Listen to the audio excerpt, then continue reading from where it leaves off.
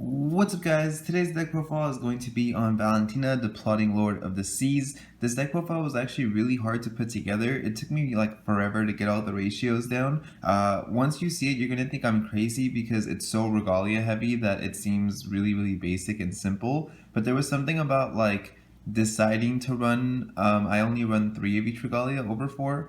And the other cards I decided to put in the deck are semi-weird. I had some help from one of my friends and who suggested a card that I thought was originally bad, but then I actually liked the concept of it after a while. And then one of my closer friends actually plays this deck, and he gave me a lot of tips as well. He doesn't agree with a lot of the choices I went in for in this deck, but I wanted to make it a little different from his. This was the player I'm talking about is the one I played with my Dark Alice deck. His Valentina deck might be a little bit better, but I kind of wanted to go for a different route and have something that's a little more than just Valentina attack per game, and if it goes wrong, you lose. It's still very Valentina based, and if she was to get destroyed, you're most likely going to be losing that game. But I wanted to kind of have different God Art options, I guess you could say. So I went with a different version. So I hope you guys like it. It's going to be a little complicated to explain. I hope I can get the message like clear across to you guys because it is one of the more complicated decks to play. You have to really just sit down and play it to fully understand how to counter certain mechanics because the deck is very it's sided against extremely heavily, and there's only so much you can do, and I dedicated a lot of my side space to it. So hopefully you guys like the deck. So starting off with Valentina's ruler side, we have her judgment cost, which is 1 blue and 2 colorless. Her activate effect is to pay 1 blue and 1 colorless, and you search your main deck for any regalia, reveal it, and put it into your hand. This is immediately amazing because we know that most regalia decks have an issue with Deathscythe Blazer, as you can't get imperishable, but this means you have searchable Marybells. It also means that if you run Glepnir, you can essentially draw for turn. If you have 2 mana open, you can search for Glepnir, and then discard Glepnir because you already control one, and then draw another card. So you're essentially drawing 2 cards every draw phase. And of course, you can use Horn of the Sacred Beast to shuffle that back into your deck as many times as you want and continuously just keep drawing 2 cards. It's not really necessary in this deck because it's not how most Valentina 2.0s play. They don't have to worry about having to draw because consistency isn't really an issue. Your win condition is within your ruler, so you just get all the little pieces you need by searching them one by one, or just using Perceval or just draw power in general to have them, and then you win the game through that method. But it's just nice to know that you have that option just in case you did want to go that route. On her J ruler side, she's a 700/700, and her effect is when this card enters your field, you may reveal any number of 7 King J rulers with different names you control outside the game and keep them revealed until the end of game. And this card gains 100/100 for each card revealed this way, and it gains all of those cards' names and God Art abilities. To clarify, this effect means that you must have the 7 J rulers in your side deck. You can't just like drop your binder on the table and be like, alright, I own 7 of them, so I get all 7 effects. It must be in your actual side deck, and that's how the card actually works. I don't know why they didn't actually put side deck on the card. It kind of sounds sloppy, but it is what it is. That's how the card works. Why this effect is absolutely insane is because having all of the God Arts can interact really interesting with each other. There's actually a couple plays I'll go over once I actually show the monsters off in the deck, but there's just really cool interactions with Arla, really cool interactions with Perceval, and it's just I'm really glad that they made her this way because a lot of people know I wasn't a fan of like Bahamut with a lot of regalias, or Qing particularly with a lot of regalias.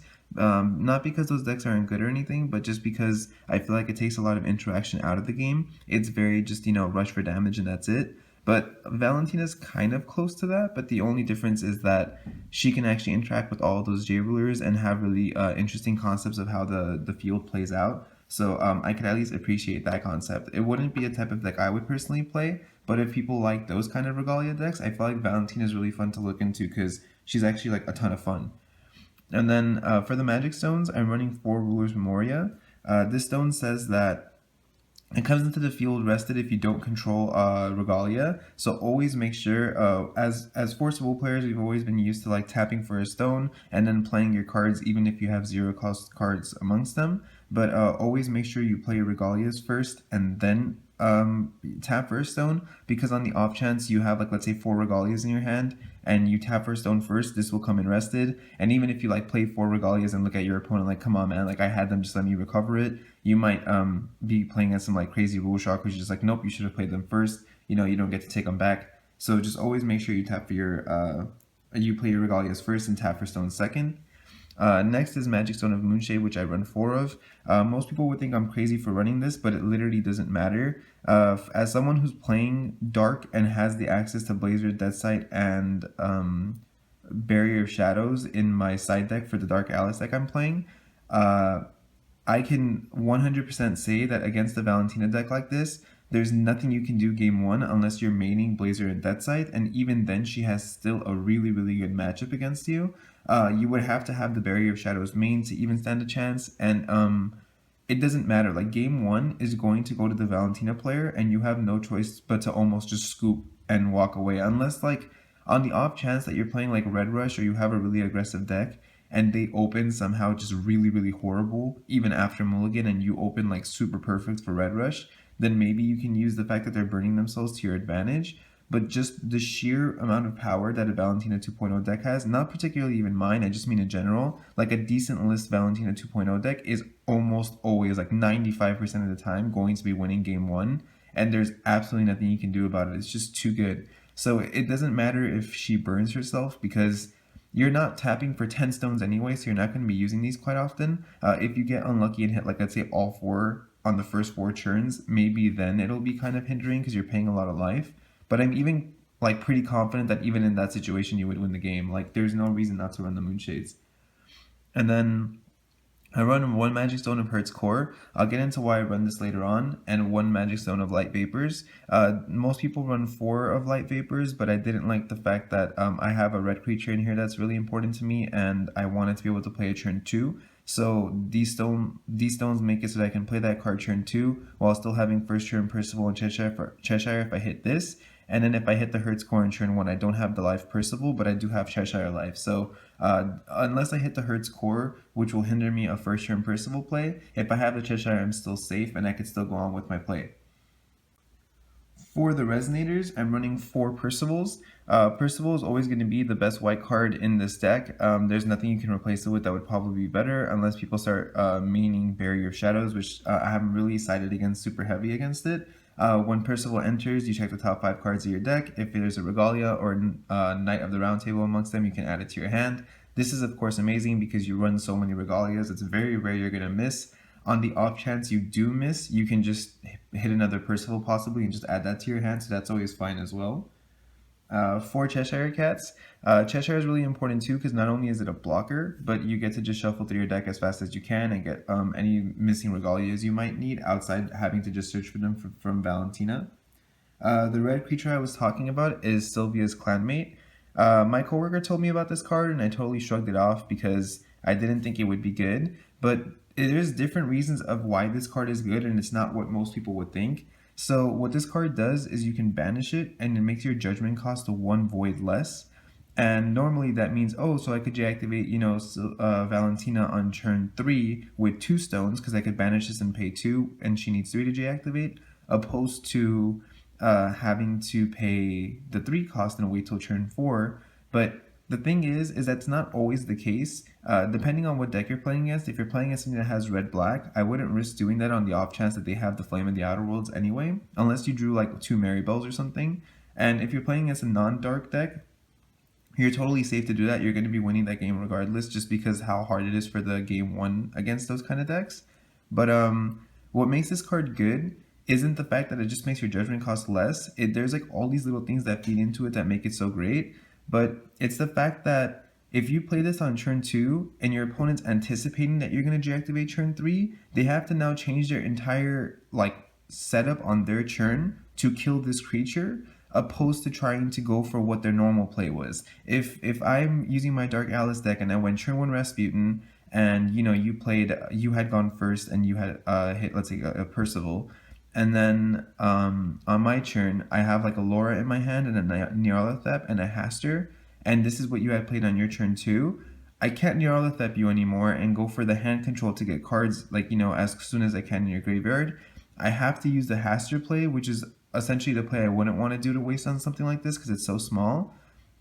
Because I have to kill the creature that could possibly lead you into J activating, and it's kind of a bad example because even in that case, Naya and Haster are both pretty decent plays in that situation, but it's just you have to alter your play on turn 2 to deal with this card instead of going with what you were going to do, which is hopefully getting you closer to killing Valentina anyway, because she normally, you have to deal with Valentina on turn 3. Having to worry about this just speeds it up even more and gives you something annoying that you have to deal with. The Valentina player doesn't care if she deactivates on turn 3, turn 4, turn 5. She knows the second she deactivates, the Valentina player, he or she knows that they're going to win the second that they deactivate. It doesn't matter. Game 1, you're losing that game. So a creature like this just puts so much pressure on the field that you have no choice but to answer it because you don't want to lose sooner. You want to, stick in and try to play the right play as far as you can. But it just doesn't matter. Not to mention that what makes this card so trolly on top of everything is the fact that it has flying. Valentina quite often with 1400 stats, if you have 5 pumping regalias, you can attack for 3400 because you would essentially tap 5 times and that's 1000, recover, tap 5 times, it's another 1000, and you would attack for 3400. So if you count her 3400, the 400 off this thing's flying, and a possible 200 the Perceval got, that's exactly game. So it's really just the card works really well. There's no real reason not to run it. If you have the red for it anyway, or if you're willing to play the red or the Moonshades.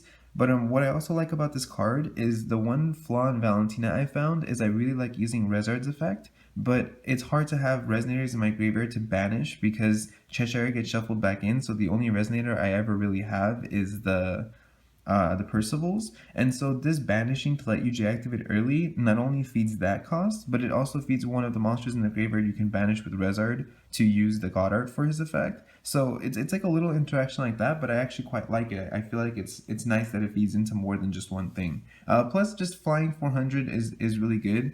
I wouldn't really want to use the buff effect unless you hit a lot of Ruler's Memoria and Hearth Core on the off chance that you don't want to pay the Moonshade for every single buff. That's going to be a lot of life. I wouldn't pay lives in those kind of increments, but overall, it's just a really good card.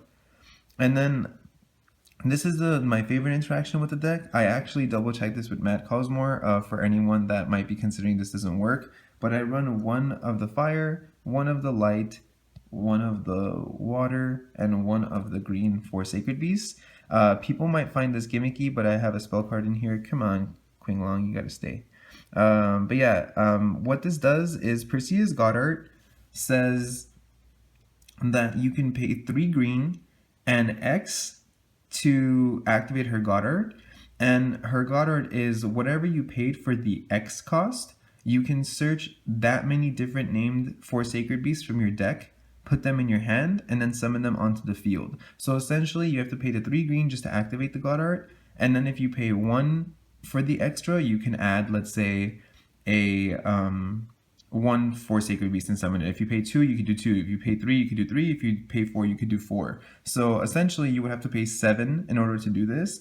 And of course, we know that with Valentina, it's very unlikely that you're going to have 7 stones. So, why bother having these 4 Sacred Beasts? Well, the way this works is both Faria's Excalibur and Laevateinn for Melgis's regalias, they both specify if you tap this regalia, your J ruler is Faria and or for Laevateinn Melgis, you get to pay 2 less for its God Art abilities this turn.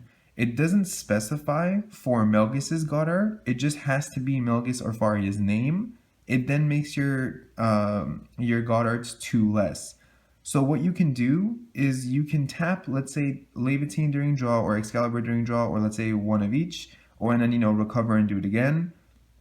And you would essentially float for Void. It's not essentially floating because I'm pretty sure you can't float Void Will, but it will work in general because the game checks for that turn that it's there. So what you can do is you would pay the 3 green for Persea's God Art and use the 4 from Excalibur or Laevateinn, and immediately just pay only 3 and get to add all 4 of these cards to your hand and summon them onto the field.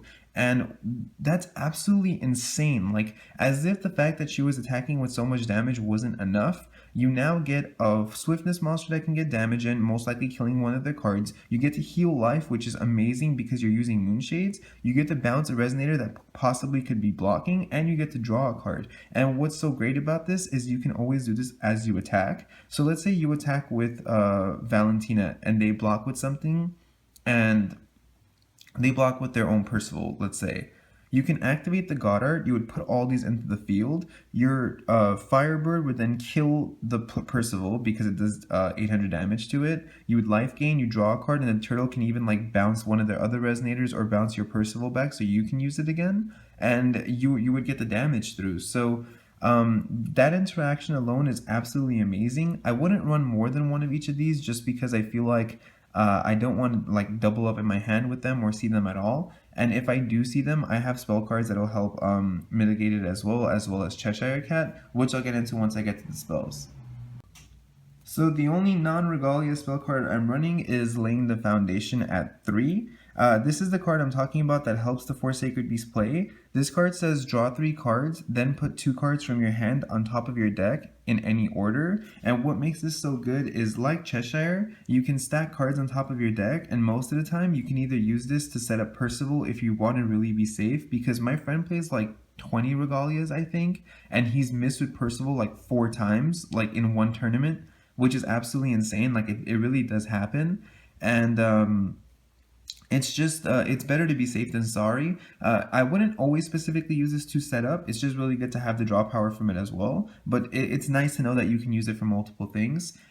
This also lets you put, like, on the off chance that even though you're only running 4 Sacred Beasts in total, let's say you have 2 of them, you can put the 2 you drew on top of your deck and then search a regalia with Valentina, shuffling them back into the deck and leaving them in there. And with the combination of this and Cheshire, I'm totally comfortable knowing that I'm never going to have them dead in my hand. You never really want to just play them manually unless you really want to, but there's no reason to play them outside of Perseus Goddard, and this lets you control Perceval. It lets you control drawing into the proper regalias that you might need a specific one. Of course, you could just search it, but it's nice to have multiple options for everything. Sometimes just using the 2 mana for Valentina isn't really good to tap out on your turn. I'd much rather just use something like this that sets it up. And then 3 Artemis. I'm not running 4 of any regalia. I didn't like having the double up feel of them. Sometimes after Mulligan I would open 2 of one, and I just don't like the way that feels, because if I want a specific one, like if I want 2 of a specific one, I would just search it. And Artemis is still good because if after Valentina hits the field, you never really have to play this early. Always deactivate first, showing Arla, and then play this so it comes in with 4 counters instead of 2. You can then of course kill flyers too, which is really good against Alice World. It'll kill Gwyver. You just get more counters to use on it in general, so that's never a bad thing. So never really use your bows early, just save them for after you've deactivated. 3 Deathscythe.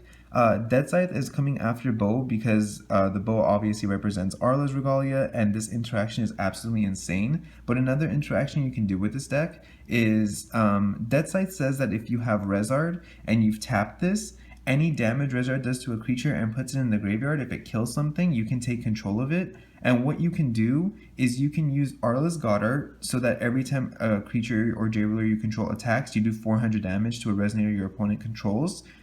You can combine that with Laevateinn, of course, to make that damage even higher to ensure that you're killing whatever you're dealing damage to. But you can essentially use Arla's Goddard, which means your J-Ruler is doing damage, and of course Valentina is also Rezzard. And then you tap Deathscythe, and let's say they have like 4 creatures, and you attack with Perceval, dealing damage to something. You would take control of that, and then you would attack with your other creature, dealing damage to one of the Resonators, and it would die, and you would take that. And then you would attack with Valentina and deal damage to something, and then they would take the damage to face, and you would take that. So you can literally use Arla's Goddard and Deathscythe to steal every single Resonator your opponent controls, because it counts as Rezzards dealing damage. And that's absolutely insane. Like, that makes the deck so fun. I could just see her like laughing in the background, like all insane, and it's just it makes me really excited. I feel like that's such a cool interaction with the game. And then 3 Excalibur. Normally if I run Horns, I don't want to run Excalibur 2 because it's essentially the same thing, but I wanted to open up with a regalia that can possibly just banish for Imperishable on the off chance that I just wanted to see those earlier, as well as the Percea thing. Laevateinn and Excalibur are the only ones that minus by 2, so I liked having more of those in my deck than the other regalias. Or else you don't really need the Excalibur if you have the horn, but I just liked having it. Like I said, Laevateinn's the next one. Once again, the interaction with Percea is very nice. You can float that too so that you can steal one of their stuff. And then as well as it's really good against stuff like Sylvia. If she tries to J-activate early, and let's say you haven't J-activated yet, and you just have like Cheshires and Percevals, you can tap Leviathan and recover it using its effect by banishing a Resonator as many times as you have to, so that Sylvia has to enter and do 1,000 damage to herself. Of course, if she doesn't have like any kind of buff regalia, that's going to kill her, which is always great. So it makes you safe from plays like that as well. Only 3 Marybell. My friend was playing 2 when he felt safe with 2. I think he said he wanted to put in a 3rd or 4th one, but he never really, like, it was more Barrier of Shadows that was giving him trouble over Deathscythe. So I feel like having just 3 Marybells is fine. Once again, because you can search any regalia you want, you're totally safe from just having to use Valentina's effect to draw them. Plus with Percevals, Cheshires, and laying the foundation, you really shouldn't have a problem seeing any of these early. You always get to mulligan as much as you want anyway. And then 3 Glepnirs. This card wouldn't be bad at 4 because you can always just discard it to draw another one. But like I said, because I also have horns, I could just shuffle them back into my deck, so it doesn't really matter. You can also just double up or triple up, like put 3 of them on the field. And then so when you attack, you would draw 3 cards because each one's effect for if your J-Roller does damage, you can draw a card would apply.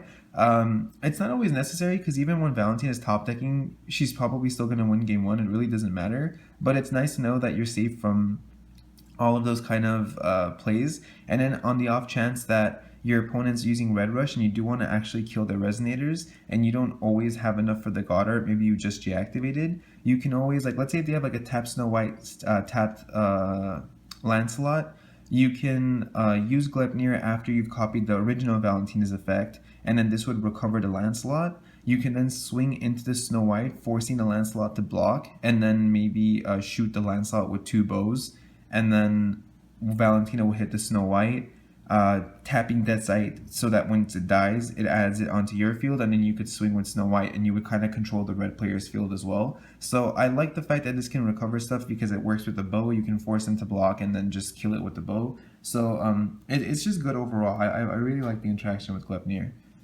And then 3 Horn of the Sacred Beast. Once again, because I actually played the Sacred Beast, this isn't so bad if you see them early game and you have no way of shuffling them and back into your deck. If by off chance, let's say you do open 4 Sacred Beasts in this, at least you know that this is going to help you play them normally, and you can just kind of try to combo up with them on the field and get their effects off.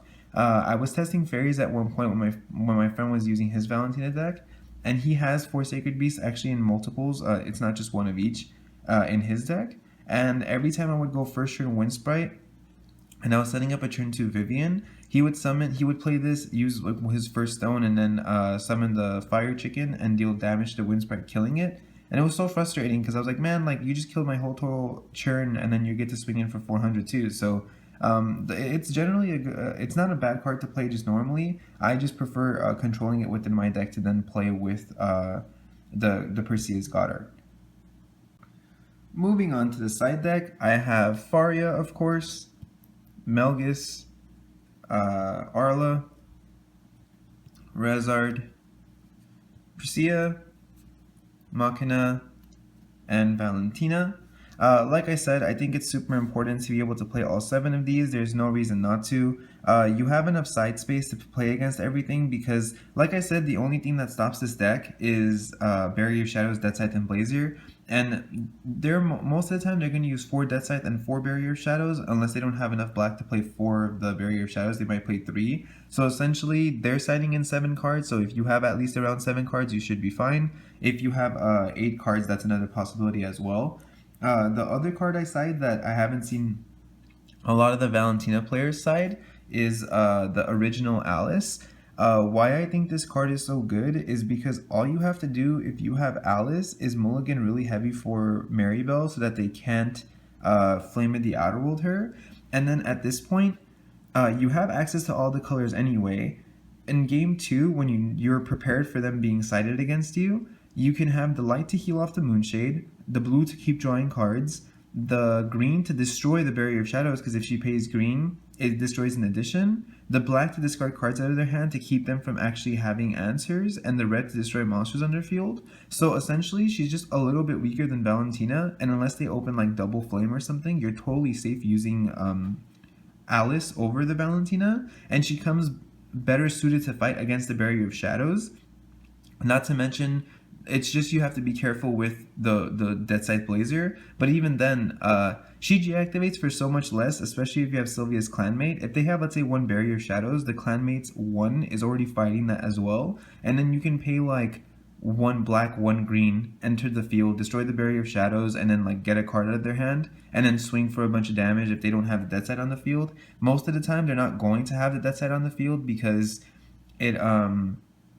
it lets you know that they have Blazers, so it forces you not to deactivate. You kind of wait to get prepared for it instead. So most of the players will hold Deathscythe thinking they can trick you with it. But because she deactivates for so little, you can afford to destroy the Barrier of Shadows, deactivate, and still have the one open for Marybell to be able to destroy the Deathscythe when they deactivate. And unless they have two Deathscythes and you're only anticipating they would have one, that's the only way they could kill the Alice. So I feel like she's actually a really good game 2 lure to side into. And then if game 2 doesn't work out in your favor and you end up losing, you can just side back into Valentina and just go first and try to rush them down as fast as you can, with being able to search multiple Marybells for their multiple Deathscythes while still having a lot of side against the additions. So then the next card is 4 Holy Grail. This card destroys an addition on enter. I don't like Dream of Juliet because the 2 cost is actually quite heavy. Even though you can do it on your draw phase and then recover, it just feels too costly. I don't feel like it's fast enough. And Holy Grail lets you destroy the Barrier of Shadows they place on turn 1 with your turn 1 play. You can even hold it so that they don't know you have it, but it's easier to play this like later on and then still have mana to do something as well, just because it costs only 1. And then the fact that you can remove all damage from your J-Ruler isn't bad either. On the off chance that someone tries to like force attack into Valentina and then Flame in the Outer World, you can after the attack use the Holy Grail, and then if they chase Flame in the Outer World, Flame would go first, deal damage, you would then heal, and then the monster's damage would go through. So it's just not bad in general. Or if they try to like attack into it with 2 things, that the second effect isn't really needed, but it's just nice to have it. I don't see why you wouldn't, want to have a card that works 2 ways, so it doesn't hurt. And then 3 Blessed Holy Wolf. When this card enters the field, you destroy an addition. I really like this because it also gives you a 4/6 body. Once again, just like Sylvia's Clanmate, it's just annoying for you to have extra stuff they have to deal with. If they don't kill this, it's 400 possible damage they're taking in, because Artemis could always destroy their blockers. And the more damage, like all you really have to do is get them down to around like 2,500 to 30, and Valentina is going to just OTK them at that point. So having monsters with stats I think is a lot better than Dream of Juliet. Not to mention that on the off chance that you play against a reflect player that's comfortable with not having the Blazer, they might just be using like Morgania and searching like a million barriers and putting like 4 on the field. That way, even if they don't like worry about Valentina, they could just kind of stop you from deactivating. I had this person at my locals talking about using barriers and Bloody Moons to just completely destroy your stones while making it so you have to pay 4 more with all of his Barrier of Shadows, so that you're stuck having to never deactivate. So instead of like waiting to have the Deathscythe and the Blazer to kill her when she comes out, you would just never let them come out anyway while you rush them down. And he was like, oh, I'm not worried about Dream of Juliet because I could just negate it with Reflect. And I was like, okay, well, Holy Grail is a little too quick because it's used really early and you could destroy it really early on. And then Blessed Holy Wolf is a Resonator, of course, so they can't negate this with Reflect unless they like search Zeeks or have Zeeks anyway and are playing green. So I like Blessed Holy Wolf over Dream of Juliet a lot. I think the fact that the side deck is completely towards just destroying additions is totally fine, because that's literally the deck's only weakness. So you're going to win game 1 because you have the best matchup against everyone because of how extremely powerful the deck is, and then you just side deck against the one weakness the deck has, and then you're totally safe. So unless you open really bad, or the only minus I could see between Blessed Holy Wolf and with Dream of Juliet is even though Dream of Juliet could get countered by Reflect, this could be taken out of your hand with the Scorn of Alice. So they both have their ups and downs, they both have their counters. I'm not saying that with this side you're always going to win every single game and that this is the best deck ever. It of course still has its weaknesses, and it's going to depend on how you open and how you mulligan and everything, but I think this just gives the deck the best chance it can have against Barrier of Shadows because of how absolutely strong that card is. So I thought it was safer to just side completely against the one card that stops the deck and then have a great matchup against everything else so you could just play normally instead of trying to like really spread out your options and not have an easy interaction against something that can be sided so easily against you. So that was the entire side.